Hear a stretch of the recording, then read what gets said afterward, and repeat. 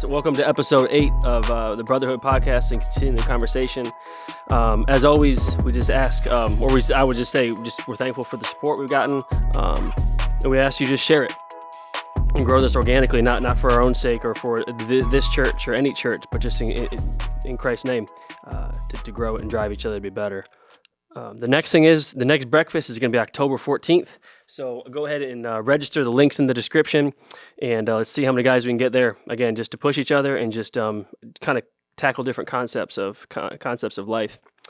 But this week, let's hop into it. We got leaving a legacy, and so this topic is one that I'm actually it's pretty fascinating. I think when you really dig into it. And one thing I think as we start off is I was reading something yesterday about from Hemingway. And it says, every man's life comes to an end. It's only the details of how he lived and how he died that distinguish us from one from another. And I think, obviously, it's from Hemingway, but I think the best example here, hands down, would be Jesus. And it's notably, obviously, how he died, and obviously how he lived. That's all. Just the impact he left. So I got Logan and Mark Hessert, and so I'm excited to get to. I don't know you guys as well as I should, so I honestly really look forward to this conversation. But yeah, so go ahead and start off, whoever wants to go first. But just let's maybe who you are, where your roots are, all that good stuff. Well, I'm Mark Hessert.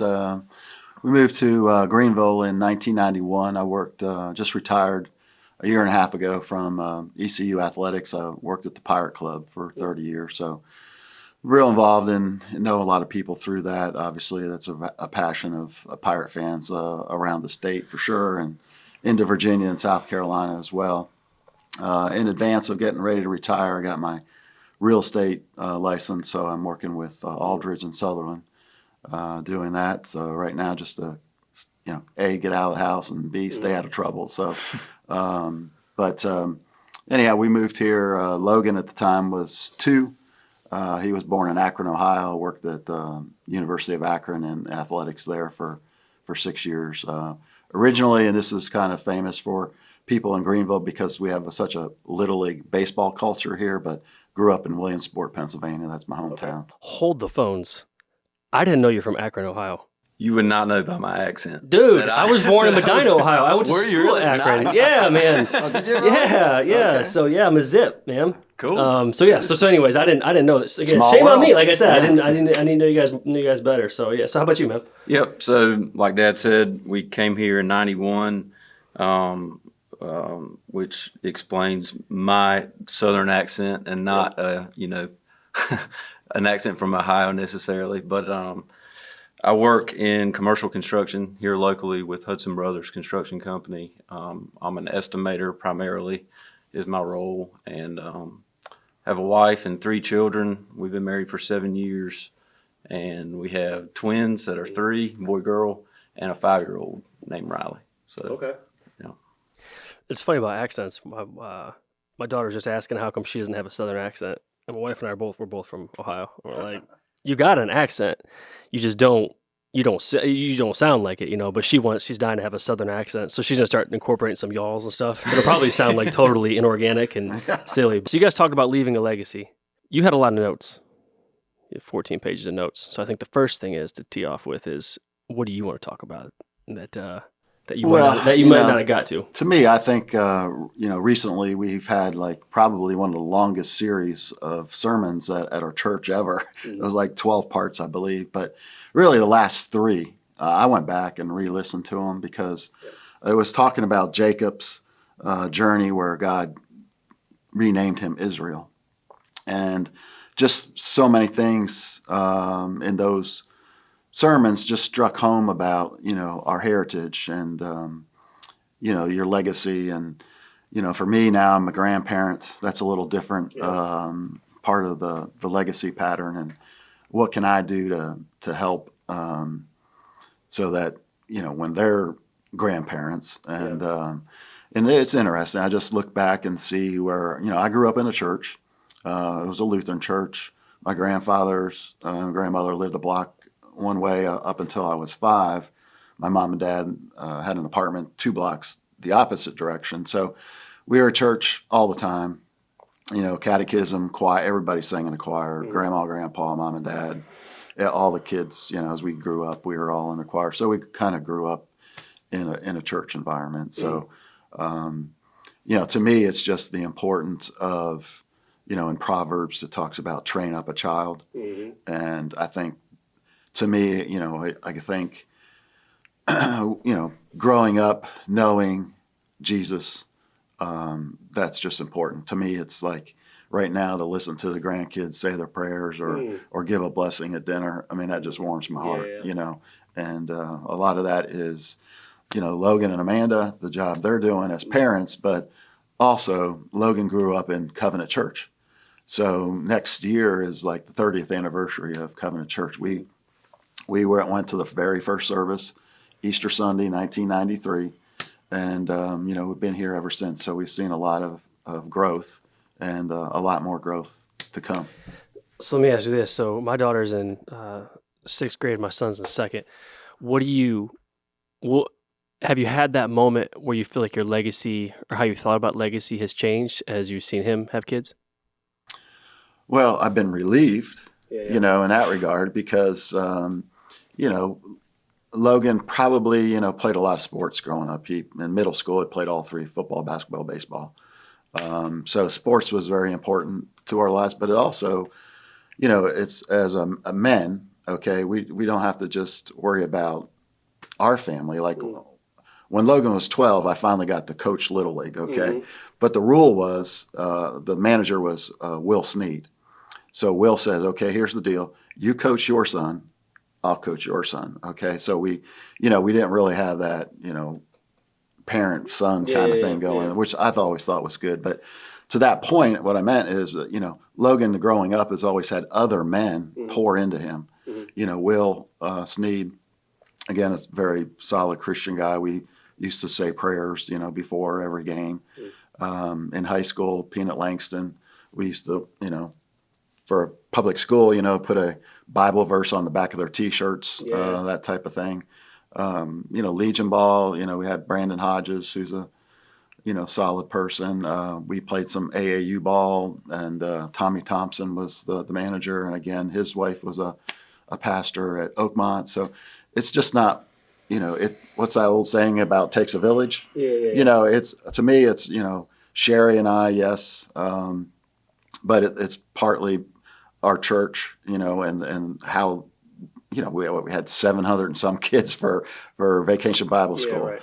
So it's that and other people, other men, other Christian men that can pour into somebody. Right, and I think that's important. So,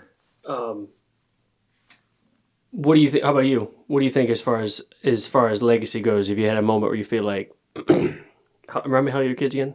3 twins are 3 and Riley's 5. Yeah, so you're still pretty young. Yeah, you're still early in the game, son. So what do you think? So as far as when you became a father, have you thought any differently about legacy or at all? I have. Initially legacy to me and leaving a legacy, I think a lot of times as men we think of physical items and like money or whatever it may be. And while those things are nice to leave, because I do think that's important to an extent, I think it's not so much what I leave for them physically, but what I leave in them. Yeah. And I think that's, Branson talked about, sharpening arrows and sending them into the world. Yeah. And I think that's kind of where I'm at right now is I'm sharpening those arrows for one day to them go out and be, be the people we need in this world. That's a good word. So if you could draw it up, if you could leave, I'd hate to put you in the spot here, but 2 or 3 things that you could leave that your kids would have, non-material, like you're talking about, what would it be? For me, grace, mercy, and patience. Do you struggle with any of those? All 3. I was going to say, because patience, I'm like, I wish I could leave that, but I don't have it. Yeah, and I think, it's, and especially with 3 young kids that age, it can just be haywire. Yeah. And so patience, mercy, and grace for me, a lot of times I find myself struggling that, with myself. And so it correlates into, struggling those with raising my kids also. But I've learned that when we get better, I hate to use the term results, but better results out of my kids if I show them those three things versus not. Yeah, the old classic adage of not do as I say, not as I do. Right. One of my notes here was from one of Branson's sermons. Again, was make sure you have plenty of fruit and faith when you get to the end of your life.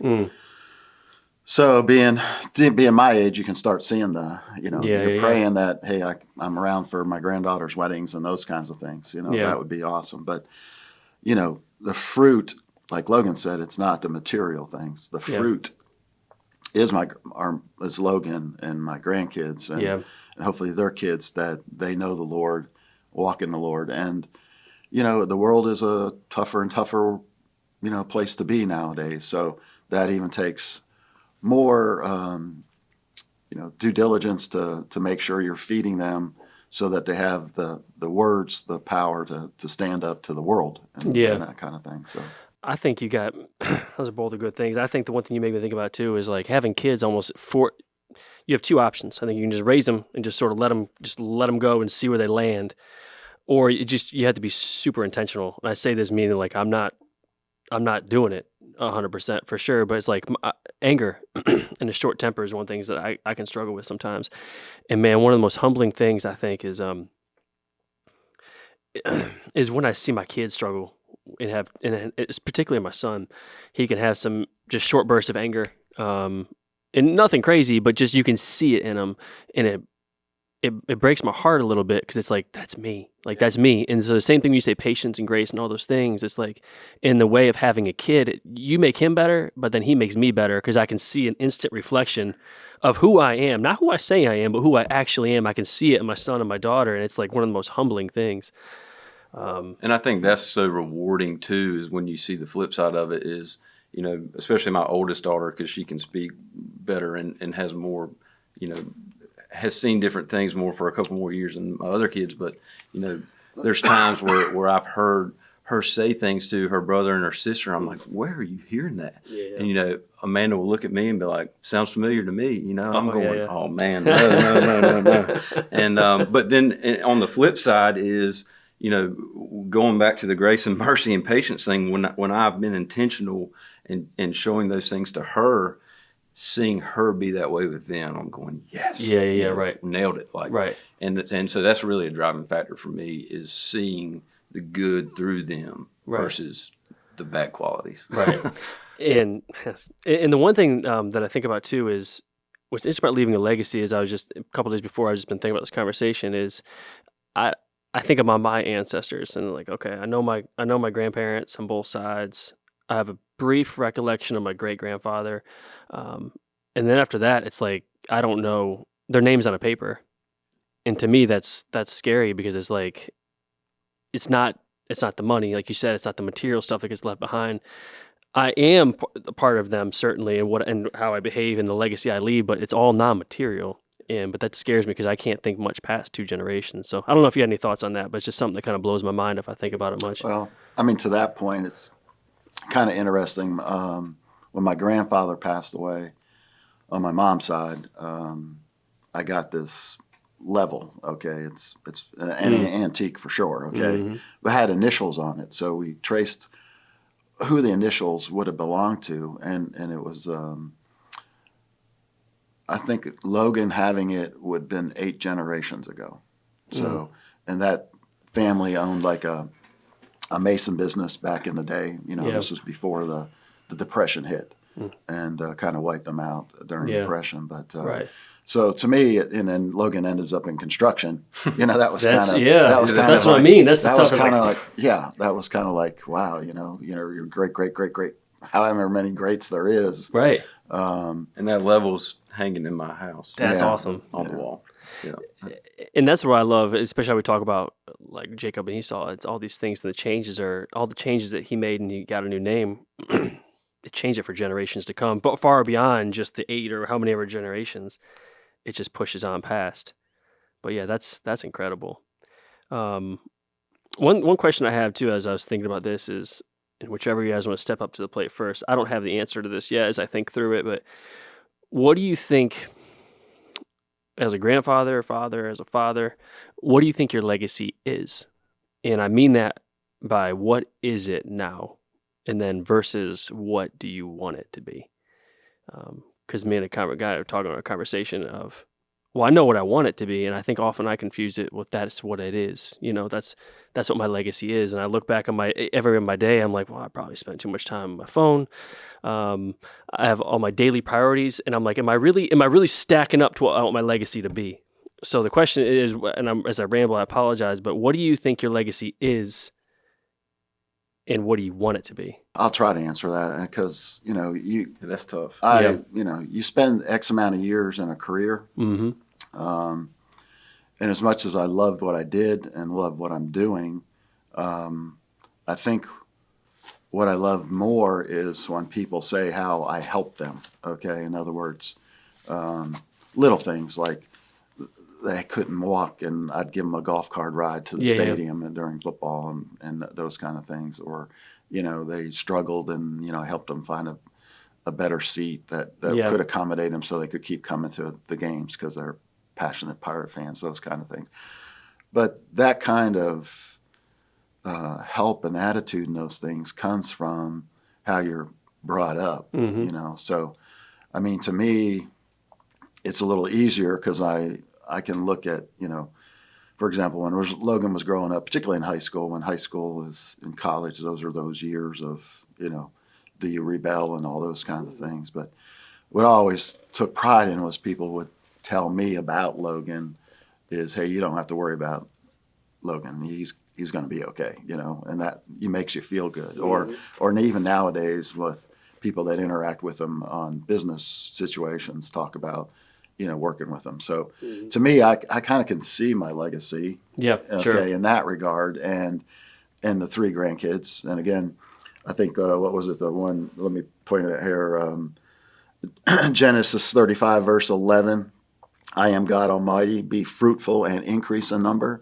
Well, he and Amanda have done a lot better job than his mom and dad did in increasing in number. So each of them have 3 kids. Yeah, man, that would be cool. There we go. Forget about it. Yeah. But I guess I don't know if that answered your question. Yeah. But I think a lot of times you get hung up on making your legacy, what your job was or what, like you said, like Branson said, it's not what we accumulate, the physical things. It's the eternal things that you can pour into people that, they can sustain to the next generation and next generation. And as he said, in, 1,000 generations. Yeah, right. I mean, I can see him now standing up in church. Who wouldn't want your family to be blessed 1,000 generations? Yeah, right. I mean, you think about where we are, and I'm in for that one. If the Lord blesses my family for the next 1,000 generations, right? That's awesome. Well, I love what you said too. As you give you a second to think of your answer, but I love what you said too about the little things you do in the day. It's not the the car you help someone pay for, or it's not the big ticket things you did. But I can even think we had a stop at Bojangles last week, and there's a guy in front of us who was like, he was getting something, and it was like $7 and some change, and he had $7, and it was like $7.54. He had $7. He didn't have a change, and I'm behind him, and I'm sitting there waiting for him, kind of being impatient, and I waited for him to go get his son to go get change in the car, and I thought. I got back in the car or whatever. We didn't get our food. That's another story. But I didn't pay for his meal, and I'm like, it's $7. I instantly could have been like, hey, I got it. Like, just tack it on, and I don't, and I didn't do it. And I just think, not to say I'm doing that for my legacy, but I think if my heart is right, that stuff should just be pouring out of me. I should just do those things a little bit every day, like every day, and I think that's a big thing of how your legacy is cemented, is just those things. And like I said, I didn't do it. So I love what you said about that, just little things throughout the day. So how about you, man? What you think? What is your legacy is now, and what do you want it to be? I think, now, and I'm still pretty young, but, now is probably all those things my dad said. I guess, I'm probably known more for my profession, my previous sports stuff, maybe a hard worker, a go-getter type of person, which is all good. but it's not, I want it to, I guess going to where I want my legacy to be. I still want to continue to obtain all those things, but, when somebody mentions Logan Hessert, I want there to be, that's a man after God's heart also. And I think that sometimes that lacks in the same sentence with all those other good things. You know what I mean? And hey, that guy, raised his children in a way to be an era to go into the world to, to continue that legacy. Yeah. And, I went back and Branson said this it was a few weeks ago or maybe a month ago, but, talked about showing our kids, how great our God is, and that our kids are going to look at their father and figure out what their heavenly father is like, and how sometimes it can feel like a burden, but it's a huge responsibility. And, that's something that I hope I can achieve and am striving to achieve.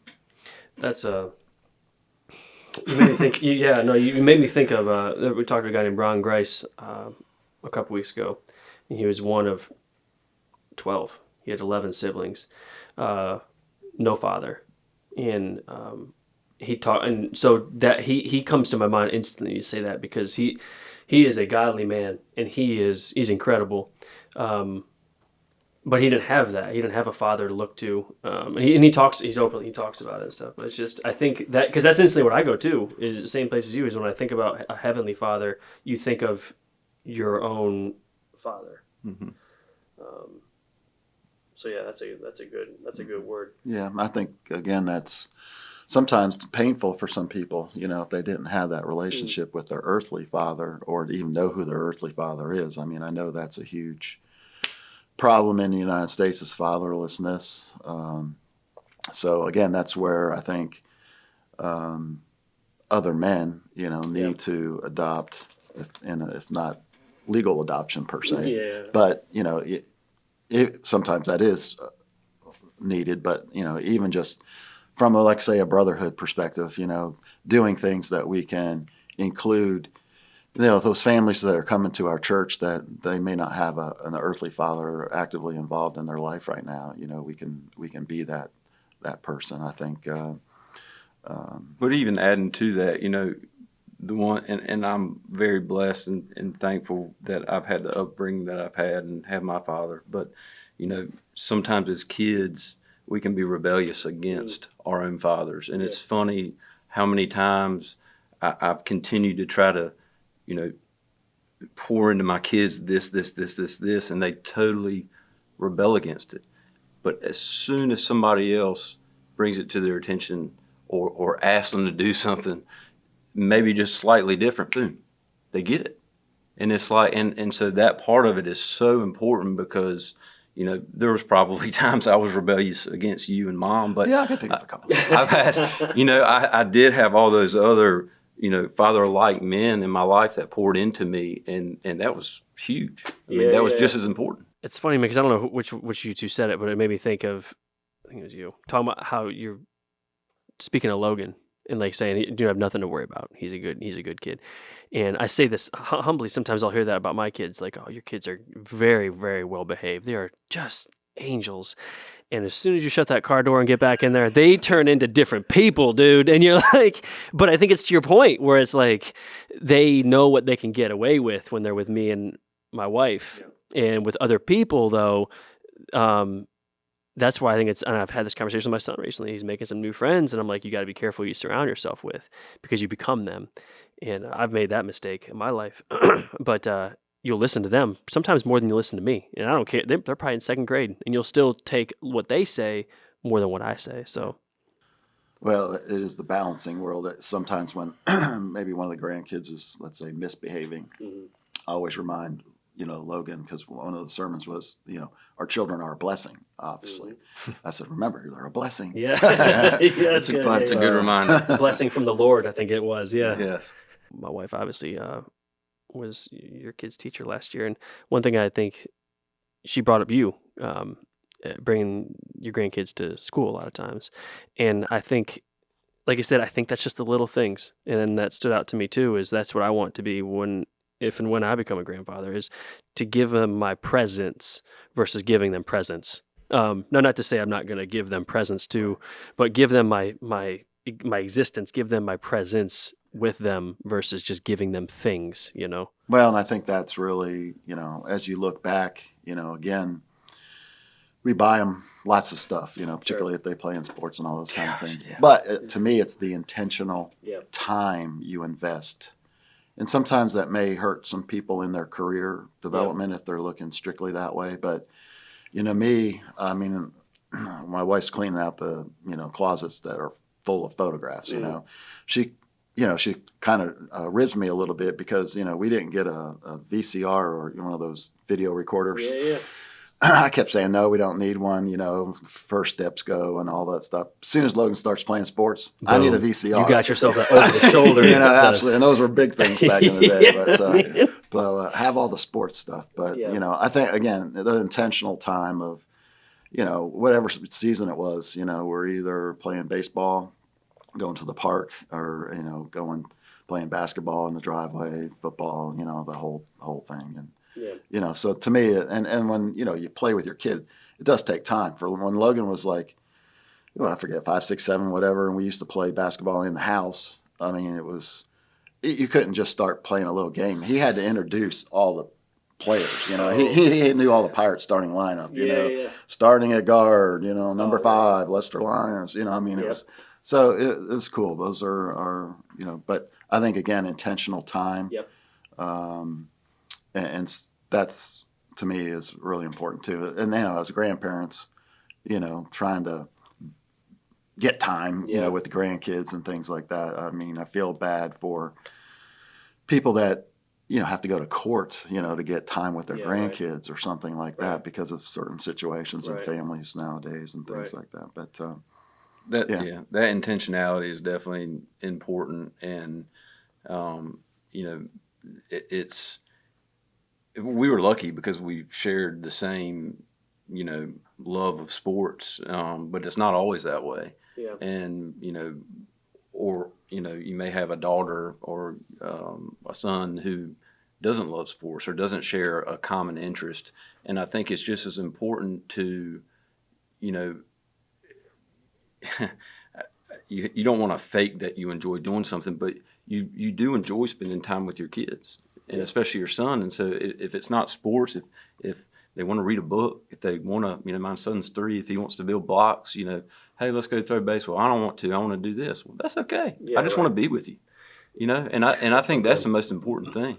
That's so good. My, not to make this about me, but you make me think of my daughter. My daughter, my wife is not a cheerleading person, but my daughter just tried out for the cheerleading team and she made it. And today's actually her first game.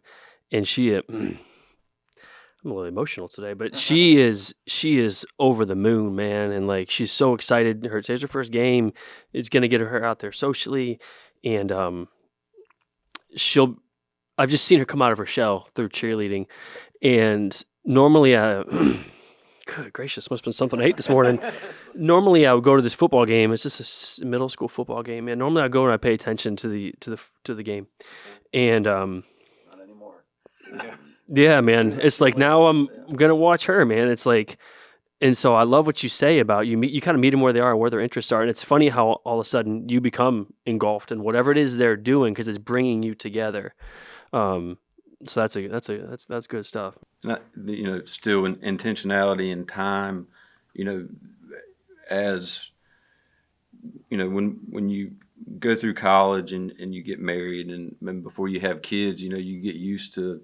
Your buddies call or, go fishing or hunting or go to a game or go out to eat or do whatever it may be. But, now, I say no to those things a lot now. And sometimes I don't want to, but I want to spend time with my family more. And I know that's more important. That's awesome. And one day, I will have an opportunity to do those things in due time. But right now, I'm needed here.